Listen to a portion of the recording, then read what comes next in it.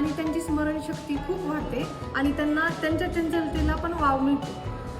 जर मुलांना आपण खो खो हा खेळ घेतला तर मुलामध्ये एक खिलाडू वृत्ती, पुन्हा एकाग्रता आणि जे नियम आहेत त्याच्यानंतर त्यांचे शारीरिक क्षमतासुद्धा वाढू शकते. चेसचा खेळ मी घेत आहे.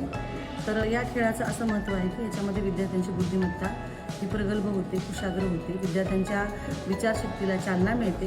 विद्यार्थी खूप चांगल्या पद्धतीनं एकमेकाला समजून घेऊ शकतात की समोरचा व्यक्ती कसा विचार करतो. कॅरम हा खेळ घेईन.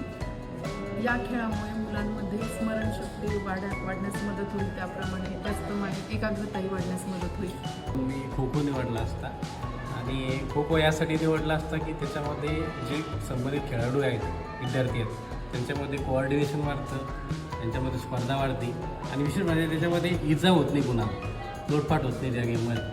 तर त्यामुळं खो खो निवडतो.